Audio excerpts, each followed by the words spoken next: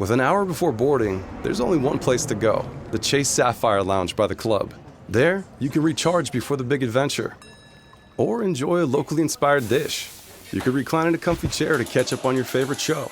Or order a craft cocktail at the bar.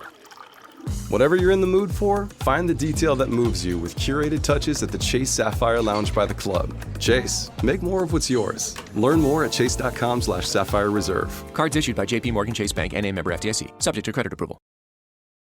This episode is brought to you by LifeLock. Cybersecurity Awareness Month is still going strong, and LifeLock is here with a message about phishing, the scam cybercriminals use to trick victims into allowing access to their devices so they can steal their personal info. Being aware of phishing scams is one way to help protect yourself. For comprehensive identity theft protection, there's LifeLock. Start protecting your identity today with a 30-day free trial at LifeLock.com/podcast. The New Democrats have been in power in British Columbia for the last 7 years, and it looked like they could lose power. They've got an election coming on Saturday, and polls now show that the British Columbia New Democrats could, in fact, hold on, beating back the surging BC Conservatives. Hello, and welcome to the Full Comment Podcast. My name's Brian Lilly, your host.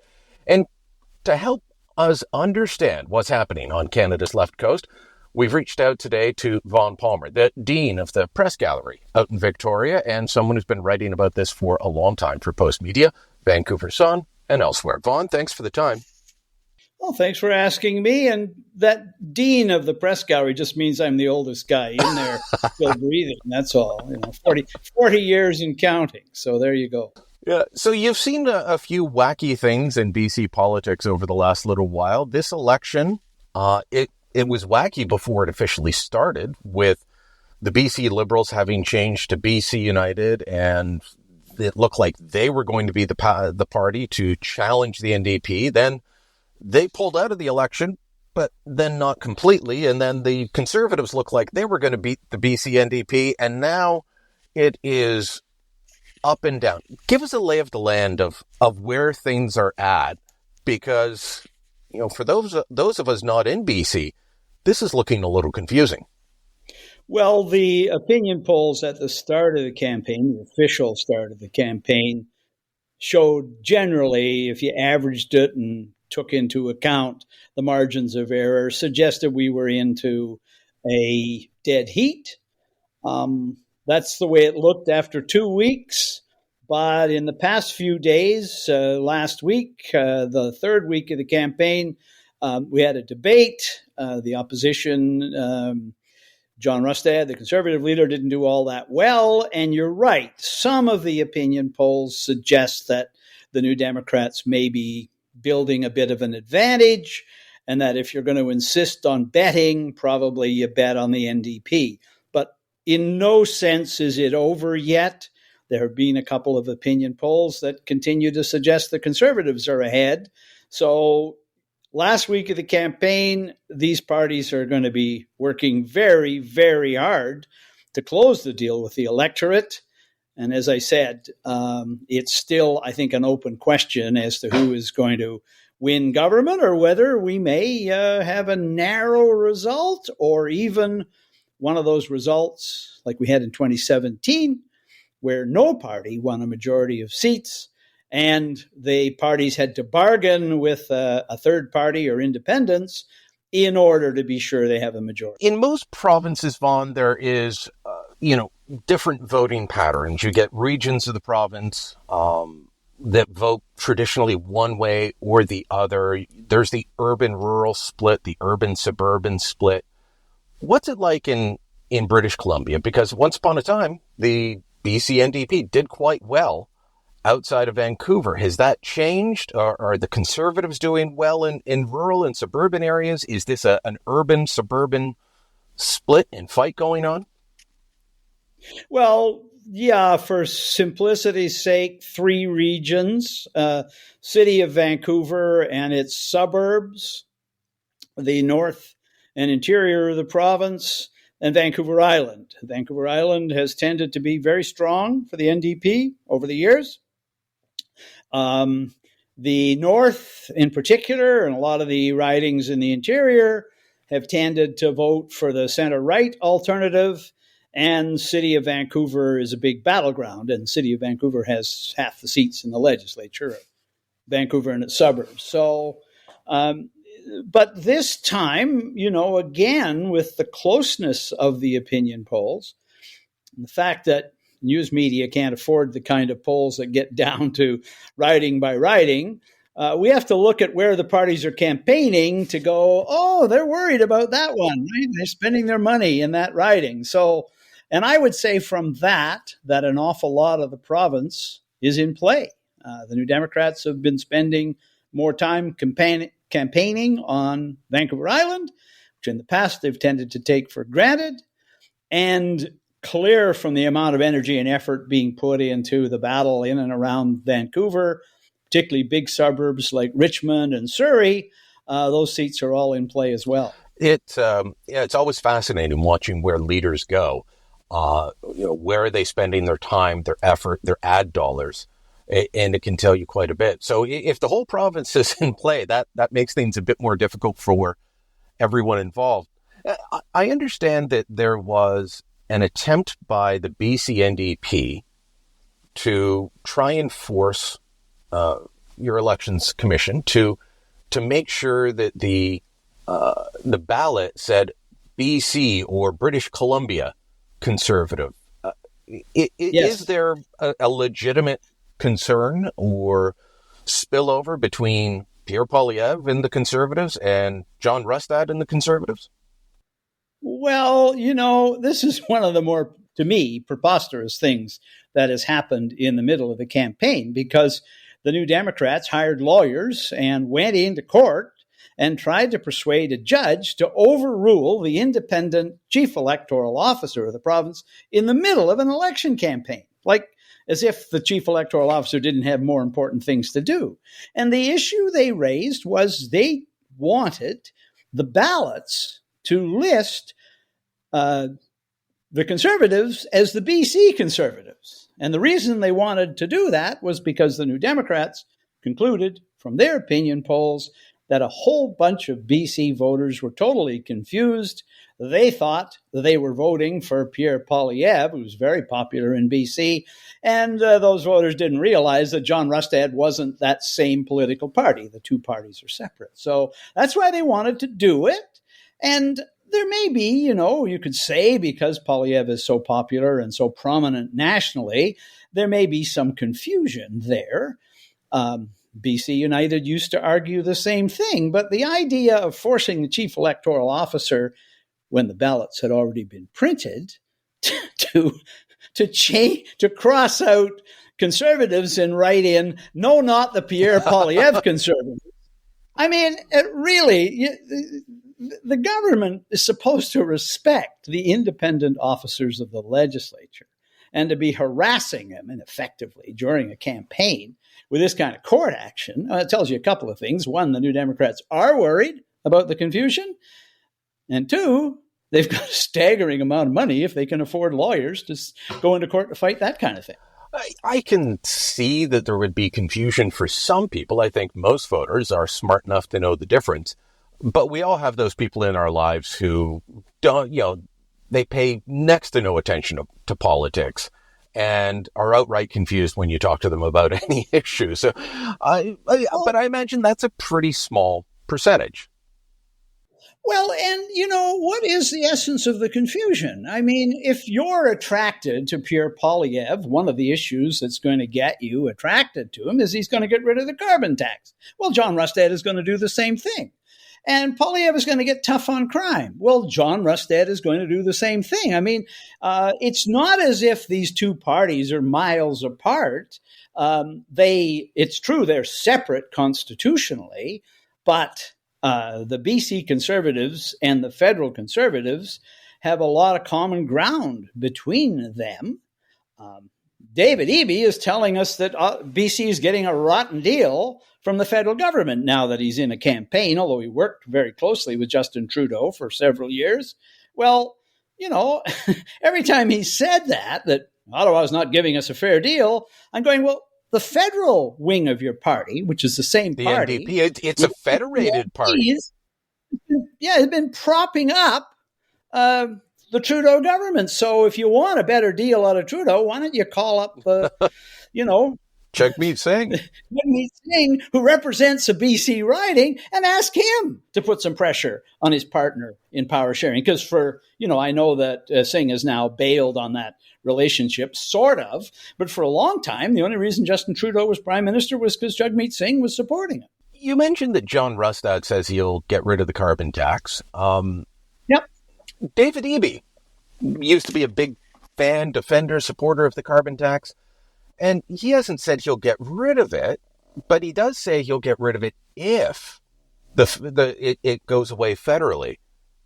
Talk to me about all the ways that David Eby and the New Democrats are flip-flopping. I mean, my joke of late has been he is essentially campaigning against himself now. Well, again, we know what their opinion polls have been telling them because you look at where he's changed his position. So for a long time, David Eby not only raised, BC has its own carbon tax. It's not the same as the federal one. David Eby raised the carbon tax every April the 1st because it was scheduled to do that. And these were big increases that we were getting. I'm not a hardship case, but I can tell you, Brian, that my natural gas bill, when I look at it, I'm paying more in carbon tax than I am for the gas. That's like a lot more. Twice as much. It's a common story across the country. Yeah. So, but Eby's, not only was he raising the carbon tax regularly, but if you ever criticized it, well, that made you a climate change denier. And then on the eve of the election, he came out and said, you know what, this carbon tax, this thing is a real burden on British Columbians who are having trouble making ends meet, and we got to change this. And you're right. What he said was, we would like to get rid of the carbon tax on consumers. So home heating at the gas pump would be the two big. Still wants to hit corporations with it. And he said, I can only do that if the federal government gives me permission to do that. And so he's going to ask for permission after the election and see whether Trudeau will give him that permission. So that's his proposal. There's a couple of other things that the New Democrats call it pivoting, by the way. Don't call it flip-flopping. He's going to pivot. Long time, the NDP rejected the idea. They considered, but rejected the idea of involuntary treatment for the worst cases of drug addiction and mental illness. They thought about it, but they backed away. He's finally come out and said, no, we're going to do that. So he's taken a harder line on crime, public disorder. He's weakened his drive for decriminalization. He's now saying, well, that didn't work very well, and we're not going to stick with stuff that didn't work.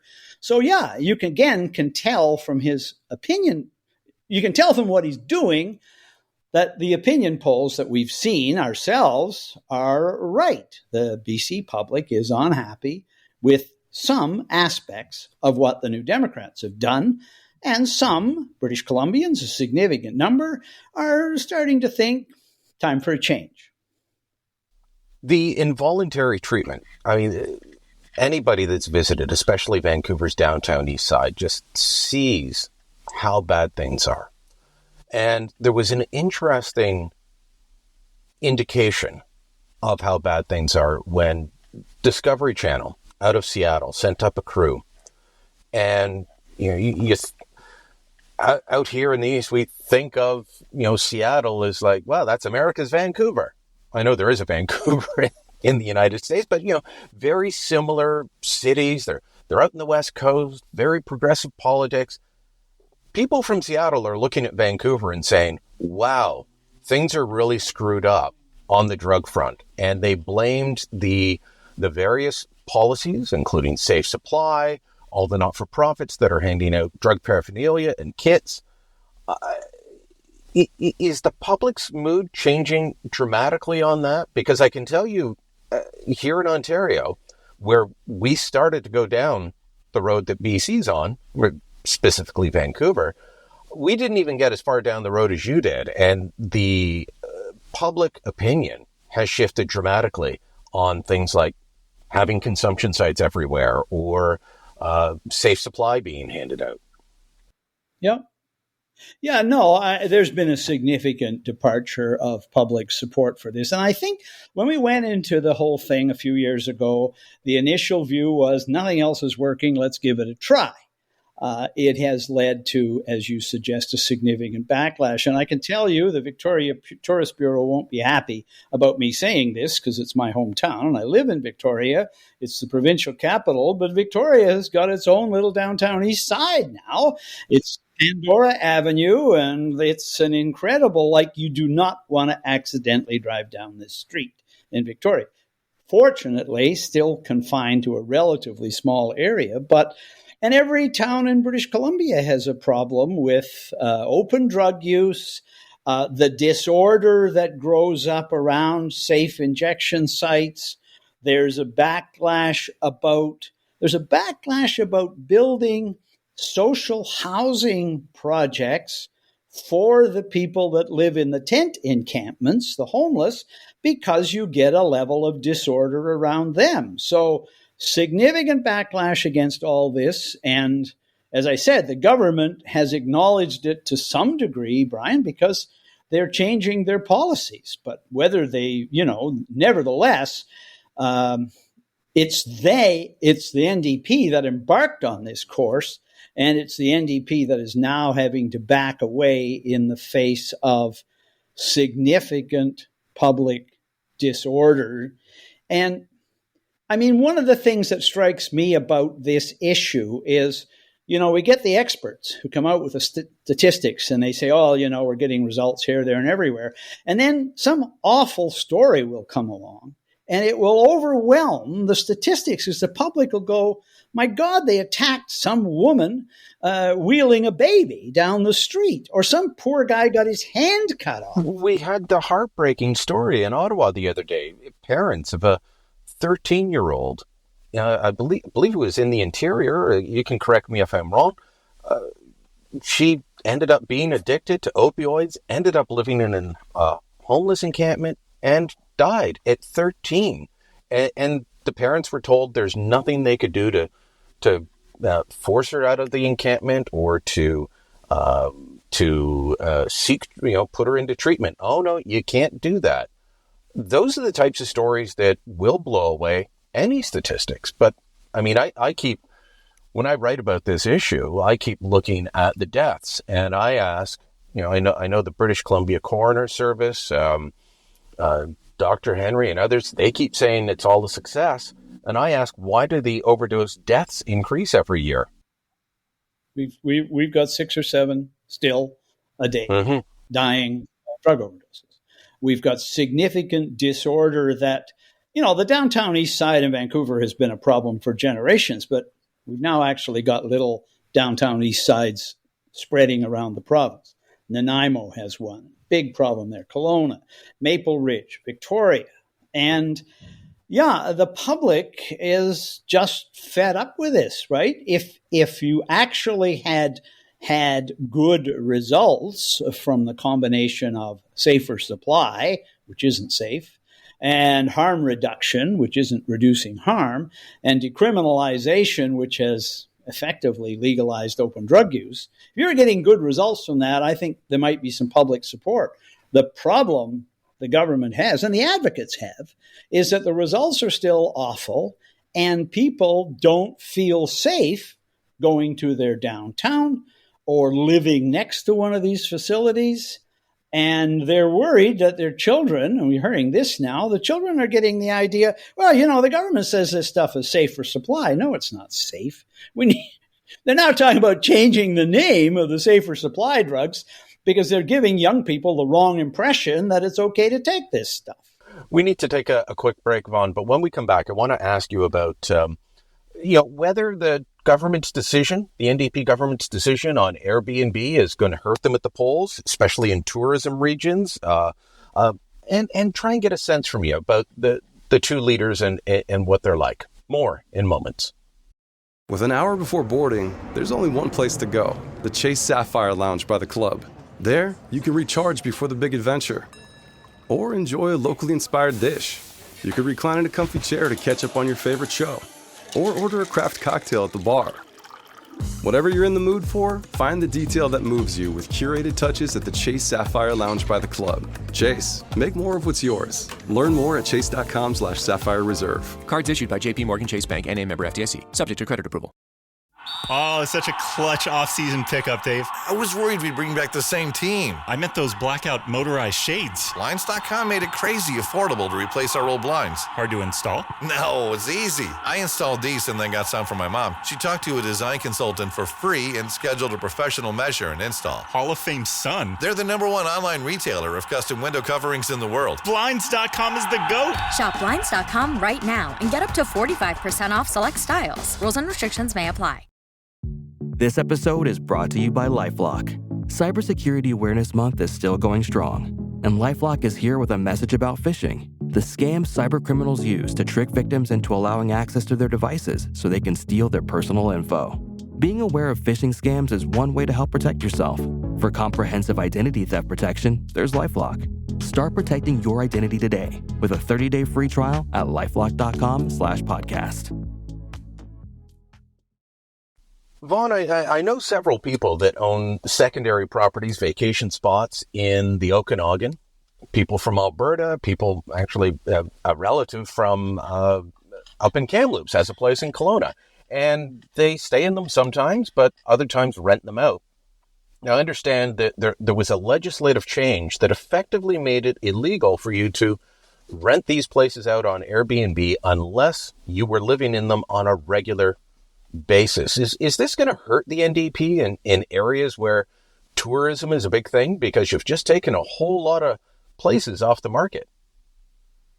Well, it's certainly an issue. I don't know as though it's that big an issue, though. The housing crisis out here and the unavailability of housing and the unaffordability of housing and rental housing, I think, has built a certain level of support for what the government is trying to do. And I don't think those are going to be fatal issues. You're right. There is a bit of a concern from the tourism sector that Airbnb places that were purpose-built for Airbnb now can't be run that way, and they have to be rented out. There is a bit of a backlash, too, over the secondary place. So you've got a house, you're living in Victoria or Vancouver, but you've got recreational property somewhere and you have to rent that out or pay an extra tax. I'm not saying that people don't care at all, but I think the overwhelming sense that the housing affordability crisis in BC is enormous and that we haven't made nearly as much progress as we should have, I think that's more the issue out here than some of the stuff they've done around the edges. Getting the housing supply built, getting more housing is much more of a struggle because it's hard to find the workers to build the places, hard to get the projects approved, hard to get private investors to risk the money in the current market, and hard to get the stuff built. And that's been a bigger problem for the NDP than a bit of backlash over what they call a vacancy tax or the war on Airbnb. Let me ask you about the housing supply issue then. Obviously, most of the country, but especially Toronto and Vancouver, this has been a major issue for a while. And yet CMHC, you've got every level of government saying they're doing their best, right? Every level of government is seized with this issue, including the federal government, which has the least amount of responsibility for it. But Justin Trudeau's trying to take all the credit. Well, he's getting some of the blame. Is Eby getting the blame for it? And what, walk me through the scenario, because it's not just that you can't find workers to build and it takes too long to approve. Housing starts are down. They're down 20% in Vancouver, according to CMHC, year to year. Well, I think the one issue that Eby has going for him on the housing crisis, and it's real, and the affordability crisis, is pointing out that the national government has been flooding British Columbia with immigrants, so that even if we have 40 or 50,000 housing starts in BC, which is a really good year, it doesn't actually do much more than run in place. So initially, the New Democrats were reluctant to make a big issue out of the immigration numbers. And in fact, they started off boasting that it meant people were coming to British Columbia. The province was well governed, a province of opportunities. But as it's gradually dawned that the massive influx of immigrants and they come mostly to BC or Toronto, places like that, is what is driving the demand for not just housing and rental housing, but space in the schools, record numbers of portables, access to a family doctor. The burden on government-supplied services is enormous. So I think you've seen now they don't boast about the immigration levels anymore. They now use it as an excuse for why they're having trouble keeping up. Odd to hear a progressive party go that route. But it's reality. Well, it is reality. No, it is. And when you have to pay the bills and provide the services, you suddenly start to go, okay, well, what'll it take? And this government's running big deficits, so it's not like they're reluctant to go into debt.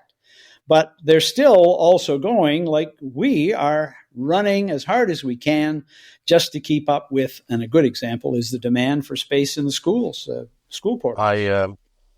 I liked how Pierre Poilievre put this a little while ago when he said he would cap immigration so that it was in line or actually a bit below housing supply. And he pointed out that we're nationally increasing our population by 3% and increasing our housing stock by 1.3 to 1.4%. And he said, this formula isn't being against immigration. It's about math. And you can't increase the population in the middle of a housing crisis and everything else that you just mentioned. You can't increase your population at more than double what the housing stock is increasing by, or you create problems. And, so it's interesting to see how that's playing out in British Columbia. Now, I don't really know either leader. Over the years, I've, covered in a very small way British Columbia politics, Christy Clark, Gordon Campbell, John Horgan as well. But these two leaders are quite new to me. So I look at someone like David Eby. He's a very different leader than Horgan from my perspective out here. He comes from the more radical side of the NDP, doesn't he? Like Horgan was a blue collar, golly gee type guy. Eby's from the activist side. He used to go on panels with Harsha Walia and people like that, who, in my view, most politicians should stay clear from. Tell me about Eby and who he is and how he's governed British Columbia since taking over from Horgan. Well, a very sharp contrast to the Horgan style of government. And, I'll give you a couple of examples. Horgan was known to delegate. He appointed cabinet ministers, gave them their assignments, and, if they had a crisis, they could come back and see him. And once in a while, he would have to say, you're not doing a very good job.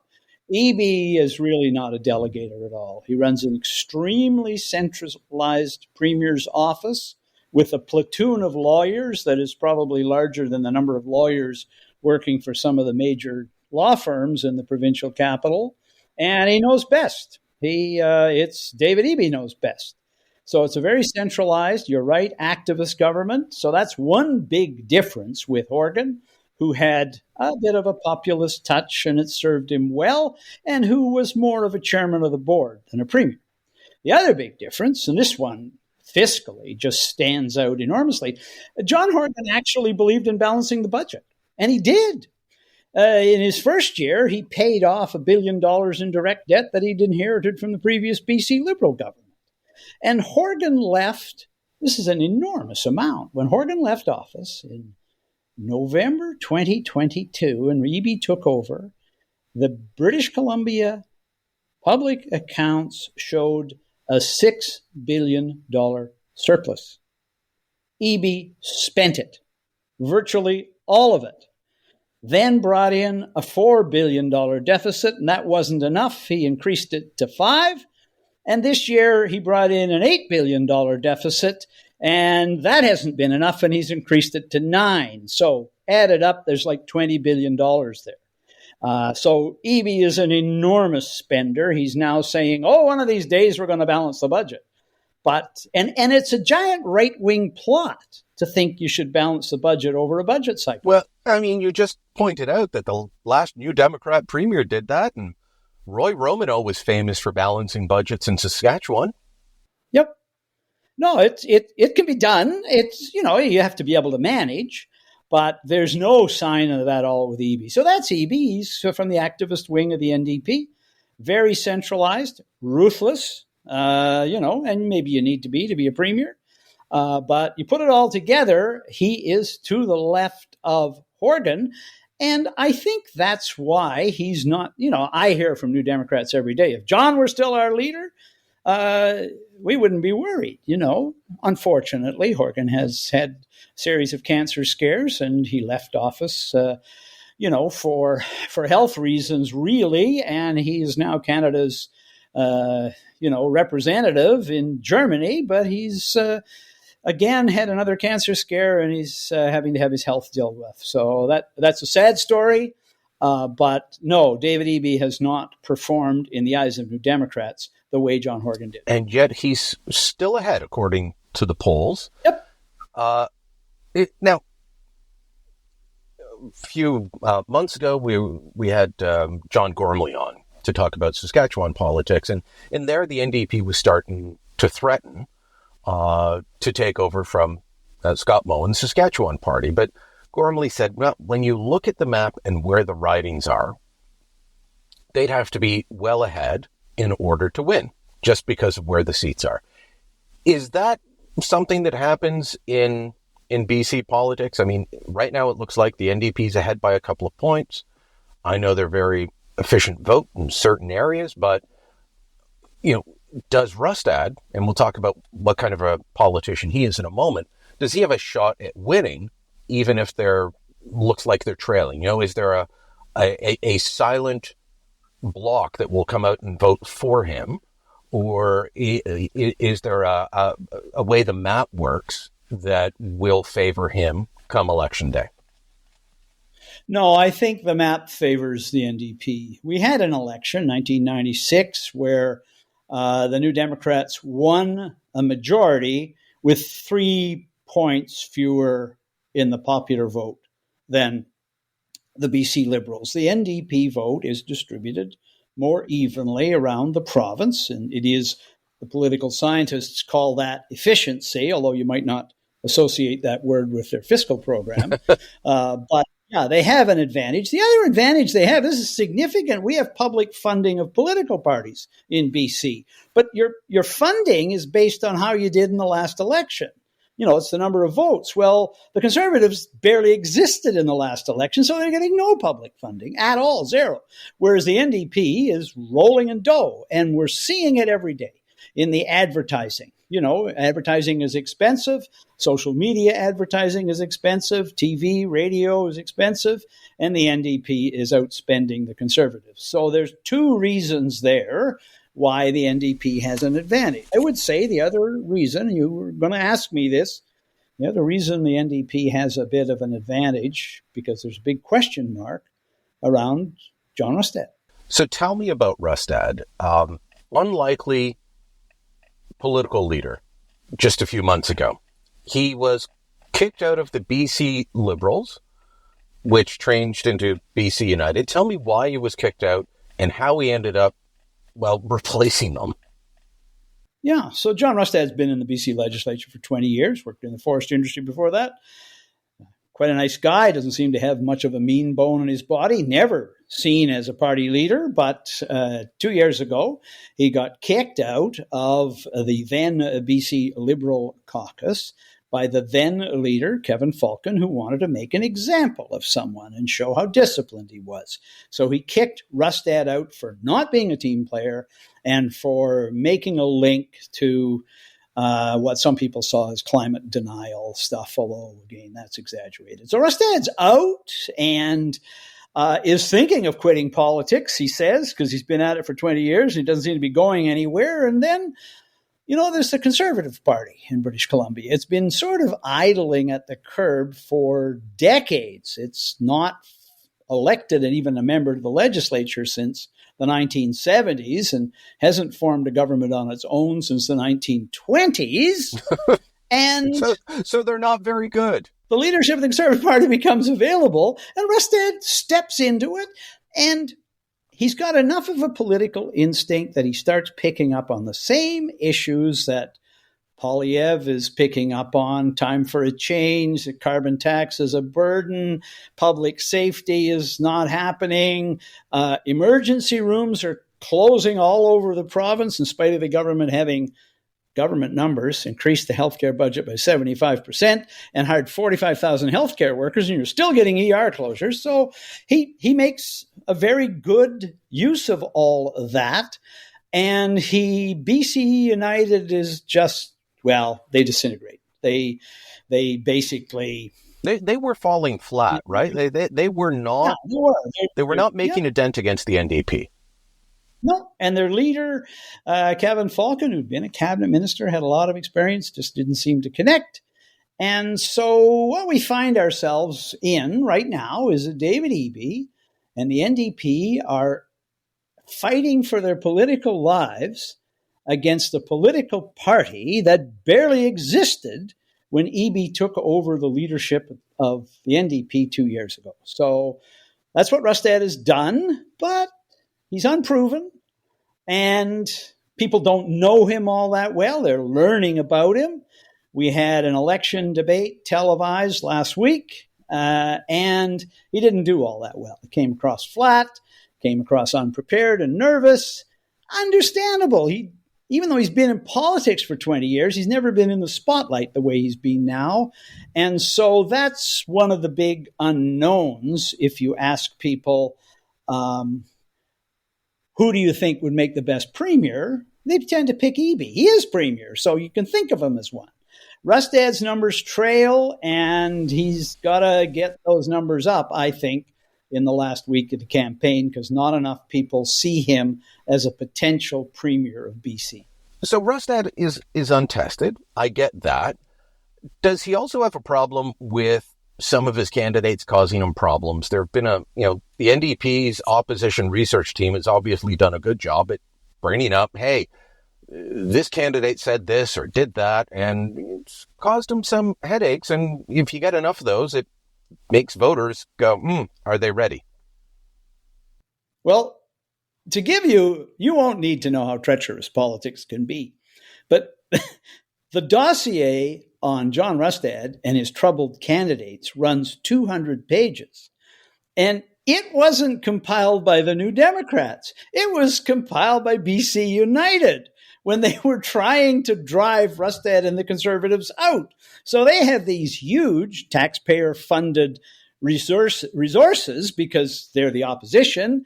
And so they produced 200 pages of damaging stuff on Rustad, things people said, 20 years ago and 10 years ago and all sorts of things. And then when they're wiped out and they shut themselves down, that dossier manages to find itself into the hands of the news media and eventually into the hands of the New Democrats. So that's where the ammunition is coming from. The New Democrats are doing their own research too, but as I said, the 200 pages of damaging stuff was actually compiled by a party that supposedly wanted to keep the NDP out. They just didn't want the party that kept the NDP out to be somebody else. They wanted it to be them. When we've talked before, you've said to me that when the not NDP party gets its act together, yes, they win. Yeah. Do you think that they have enough of their act together to win next week? Possibly, but, one of the people that's working with the BC Conservatives and with Rustad and trying very hard says to me, you got to realize we're trying to build a political party at the same time as we're trying to win an election. They don't have the experience you've mentioned. They have a bunch of candidates who've never been exposed to the kind of scrutiny you get from the news media when you're running from office, from your opponents. They're, trying to downplay the involvement of their own candidates in all candidates meetings because they don't want them to go off message. So it's a challenging thing that they're trying to do here. They've got an opportunity. The polls show that a significant number of British Columbians think the province is on the wrong track and are unhappy with the government's record. But even with that, government has its advantages too. Money, resources, public sector union organizers, of course, are working for the NDP. And they've got a premier who is pretty quick at thinking on his feet. And John Rustad is not good at thinking on his feet, and we saw that in the debate. So I would say still up in the air here. Angus Reid, the granddaddy of opinion polling in Canada, said a while ago, if you're going to bet on the NDP doing it again, but don't bet very much. And maybe that's the best thing you can say. Look, Brian, I had the experience of going through a 2013 election here in British Columbia, where on election night I was sitting on a TV set, putting the finishing touches on a column congratulating Adrian Dix on winning the election. And then the returns started coming in, and Dix had lost and Christy Clark had won. And I said to the producer on the set, I'm going to have to go and tweak my column. And what I did was blow it out. Have I ever been wrong? Just ask Premier Adrian Dix. Yeah, I was in Vancouver that night at Christy Clark's election HQ, and her team kept coming by and telling me, "Yep, we've got it. No, you don't. So Saturday will be interesting. It is weird that your election day is on Saturday, but British Columbia, you guys are different. That's why we love you. So, Vaughn, thanks so much for this. We'll chat again after the election results are known. It's a pleasure, and I will be counting on you to obliterate all traces of this in the event that the Conservatives do pull it out and win. I'll deny absolutely having done it. Thanks so much. Full Comment is a post-media podcast. My name's Brian Lilly, your host. This episode was produced by Andre Prue. Theme music by Bryce Hall. Kevin Libin is the executive producer. You can subscribe to Full Comment on Apple Podcasts, Spotify, Amazon, wherever you get your podcast. Help us out by leaving us a rating, giving us a review, and telling your friends about us. Thanks for listening. Until next time, I'm Brian Lilly.